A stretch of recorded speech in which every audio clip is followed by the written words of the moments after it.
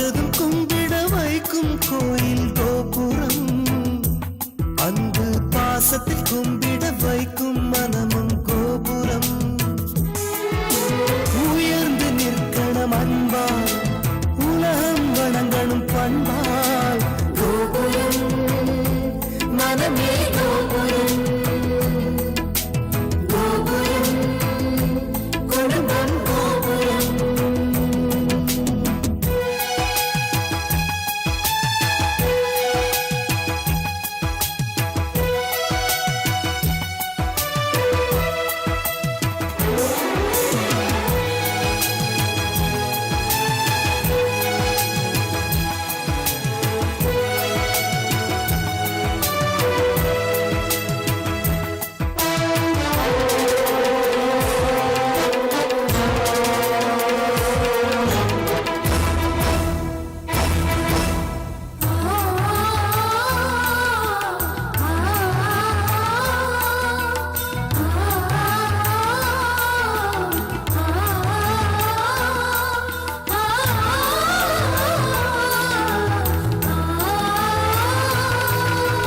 ஒருவரை ஒருவர் உணர்ந்து உள்ளங்கள் அன்பிலே இணைந்து, வேதங்கள் என்பதை மறந்து பொறுமையில் இமயம் அடைந்து, பாசத்தின் பலங்களை அறிந்து பண்பெனும் பாதையில் நடந்து, கண்ணென உறவினில் மகிழ்ந்து தூணென குடும்பத்தை சுமந்து, கோயிலை போலே குடும்பமும் அமைந்தால் சொர்க்கம் நிஜமாகும். கூட்டு குடும்பத்தின் பொறுமை உணர்ந்திடும் போது கோபுரம் போலாகும். கோபுரம் மனமே கோபுரம், கோபுரம் குடும்பம் கோபுரம்.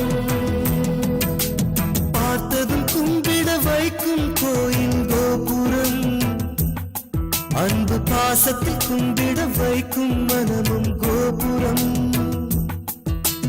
பார்த்ததும் கும்பிட வைக்கும் கோயில் கோபுரம், அன்பு பாசத்தில் கும்பிட வைக்கும் மனமும் கோபுரம். உயர்ந்து நிற்கணும் அன்பால், உலகம் வணங்கணும் பண்பால்.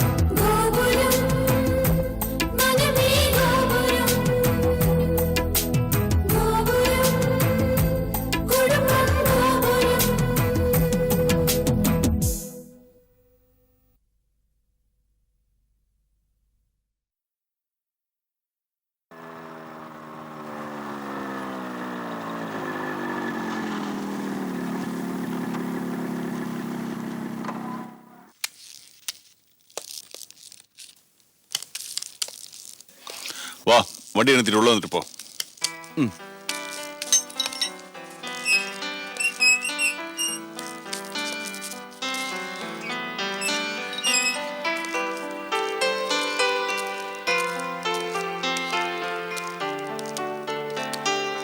சார், அந்த 12,000 ரூபாய் கேட்டனே. கேட்டில்ல செந்திலா? செந்திலா, என்னங்க? சோமு கிட்ட ஒரு 12,000 ரூபாய் கொடு. மெட்டீரியல்ஸ் வாங்க போறான், எடுத்துட்டு வரியா? சரிங்க.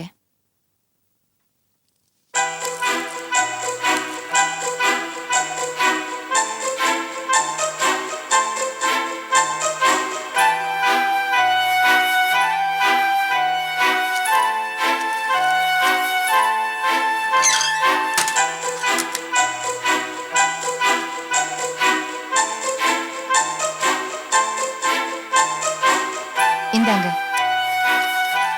என்ன மச்சானுக்கு கல்யாண பத்திரிகை சீர்வரிசை எல்லாம் கொடுத்துட்டு இருக்காங்க போல இருக்கு. நீங்க கல்யாணத்துக்கு வரீங்களோ இல்லையோ, ஆனா அவங்க உங்களுக்கு செய்ய வேண்டிய மரியாதைன்னு ஒண்ணு இருக்குல்ல. உன் அண்ணனுங்களுக்கு அவ்வளவு மரியாதை தெரியுமா என்ன? சீர்வரிசை அது இதுன்னு செய்ய அவங்களுக்கு உரிமை இருக்கு, ஆனா அதை ஏத்துக்கவோ மறுக்கவோ எனக்கும் உரிமை இருக்கு. இந்தாப்பா சோமு, இதுல 12,000 ரூபாய் இருக்கு. மெட்டீரியல்ஸ் எல்லாம் வாங்கி சீக்கிரம் வேலைய ஆரம்பி. சரிங்க. சோமு சார், ஒரு நிமிஷம்.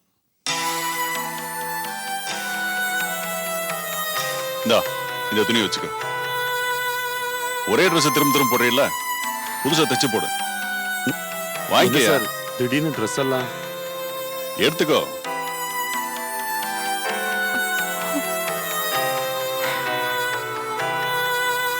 என்ன சார் இதெல்லாம்?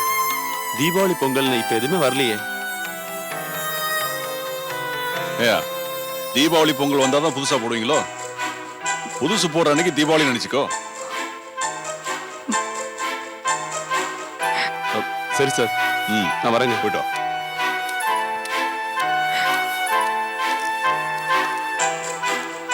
என்ன பாக்குற? இது ஏன் இஷ்டம். என்ன எதுவும் கேட்காத. எனக்கு எல்லாம் தெரியும். புரியுதா?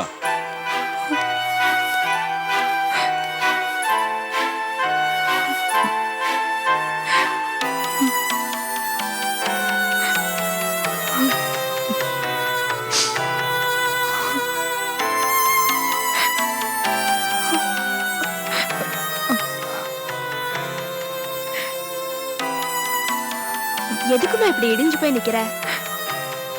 நான் எங்க தூக்கி எறிய போறாரோன்னு நினைச்சேன். யாருக்கும் ஒருத்தருக்கு பயன்படுற மாதிரி தானே கொடுத்துருக்காரு.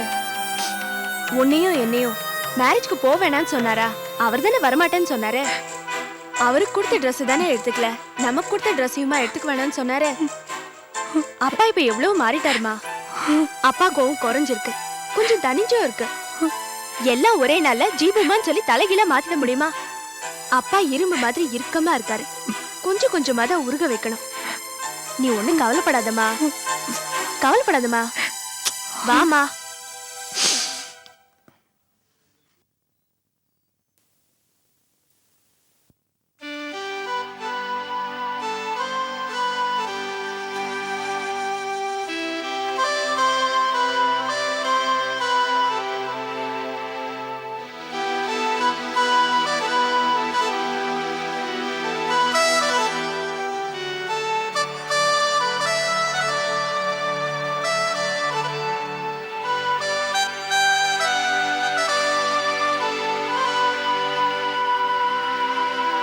அப்பா, என்னப்பா ஆச்சரியமா இருக்கு?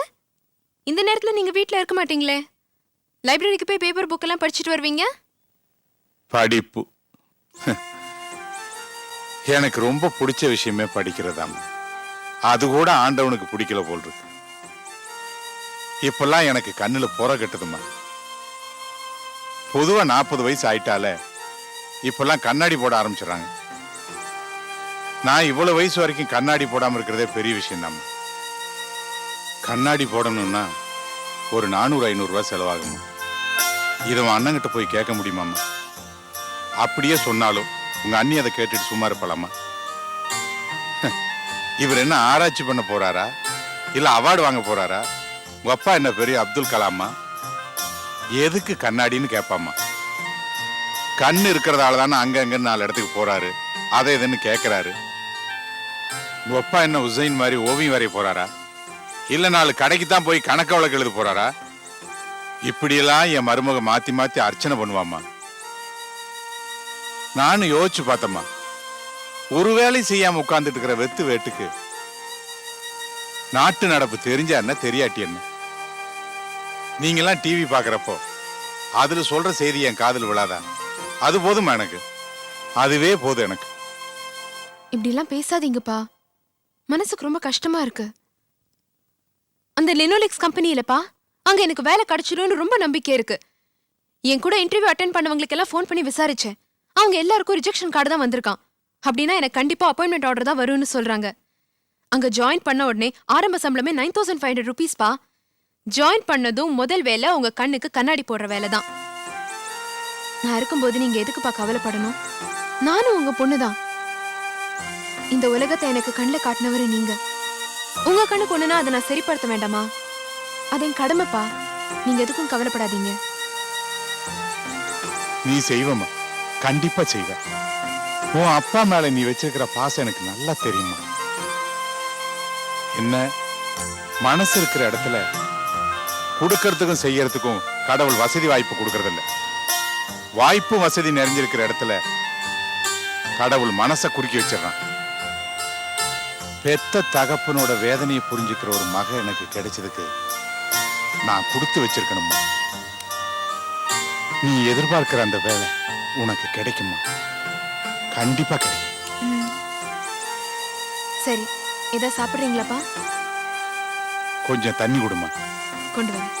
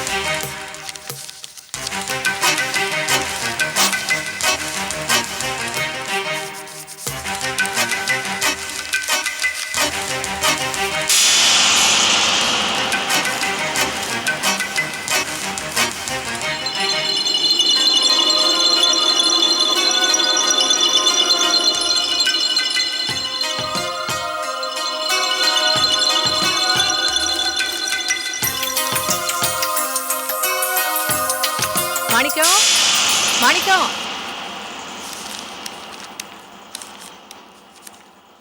என்ன மேடம்? இந்த லெட்டரை இமீடியட்டா லோக்கல் கொரியர்ல கொடுத்துரு. அனுப்பிடுறேன் மேடம். இந்த கொரியர் ரெசிப்ட பத்திரமா கொண்டு வரணும். சரி மேடம். வரேன். அப்பாடி.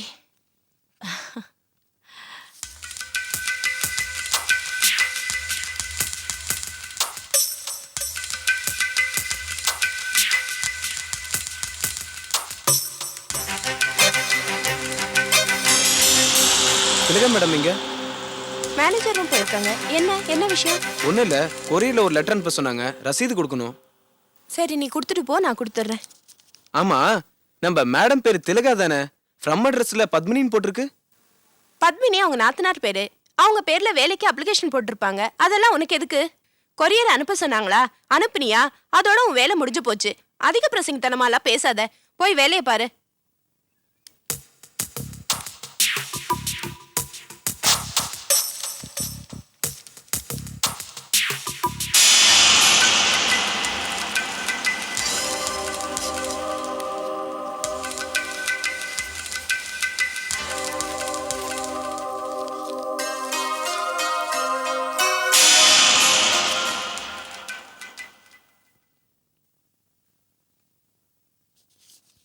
வர உங்க அண்ணியோட போக்கே சரியில்லை. அவளை என்னால புரிஞ்சுக்கவே முடியலம்மா.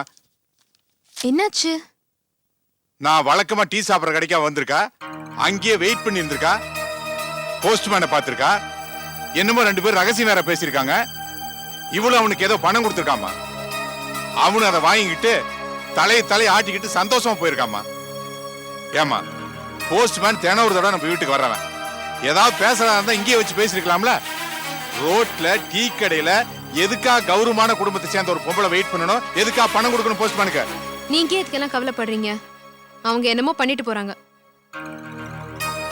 எனக்கு ஒண்ணு இல்லம்மா, டீ மாஸ்டர் கேக்குறான், அவனுக்கு என்னால பதில் சொல்ல முடியலையம்மா. அது மட்டும் இல்லம்மா, அவ என்ன மாமனாரா மதிக்கிறாளோ இல்லையோ, அவ எனக்கு மருமகதாம்மா. அவ செய்யற வேலையை நானா போய் உழவு பார்க்கலாமா? தானா வந்து காதல் விளறப்ப எப்படி என்னால கேட்காம இருக்க முடியும்? அப்பா, அவ கந்து வட்டிக்கு பணம் கொடுத்துருப்பா. அவ வட்டிக்கு விடுற விஷயம் நமக்கு தெரியக்கூடாதுல்ல. அதான் போஸ்ட்மேனை டீ கடைக்கு வர சொல்லிருப்பா. அவ கதையெல்லாம் நமக்கு எதுக்குப்பா? அவளை பத்தி நமக்கு தெரியாதா என்ன? அவகிட்ட வாய் கொடுத்து நம்மளால சமாளிக்க முடியாது. அவ யாரையும் மதிக்கவும் மாட்டா, பயப்படவும் மாட்டா, யாருக்கும் மரியாதை கொடுக்கவும் மாட்டா. அவ பேசி நமக்கு எதுக்குப்பா? வேண்டாம், விட்டு தொலைங்க. இந்த 7.5 சனி நம்ம விட்டு எப்ப விலகுமோன்னு நான் கடவுளை வேண்டிக்கிட்டு இருக்கேன். நீங்க வேற. சரிம்மா, நீ சொல்ற மாதிரி அவ கந்து வட்டிக்கு தாமா பணம் கொடுத்துருப்பா. நமக்கு எதுக்குமா வீண் பம்பு? தேன் கூடா இருந்தாலும் தேனி கொட்டினாலும் பரவாயில்ல, தேன் கிடைக்குமேன்னு கை வைக்கலாம். இது குளவி கூடுமா? நமக்கு எதுக்கு அந்த கருமாந்திரம்? விட்டு தொலை.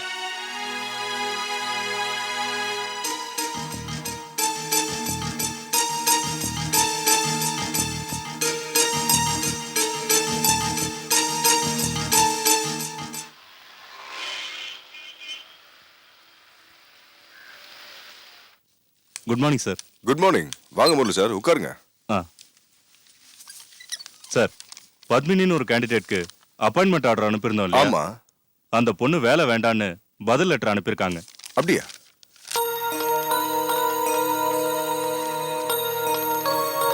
அம்மா, இவங்க இன்டர்வியூல நல்லா பண்ணிருந்தாங்களே. அவங்க குடும்ப சூழ்நிலை எடுத்து சொல்லி இந்த வேலையில ரொம்ப ஆர்வம் காமிச்சாங்க. அவங்க டேலண்ட்டையும் குடும்ப சூழ்நிலையும் யோசிச்சு தானே கமிட்டில இருந்து அவங்களுக்கு அப்பாயின்மெண்ட் ஆர்டர் அனுப்பிச்சோம். ஆமா, இந்த வேலை ஏன் வேண்டான்றாங்க? இதை விட நல்ல வேலை கிடைச்சிருக்குன்னு எழுதிருக்காங்க சார். அப்போ அதிக சம்பளமா இருக்கும்.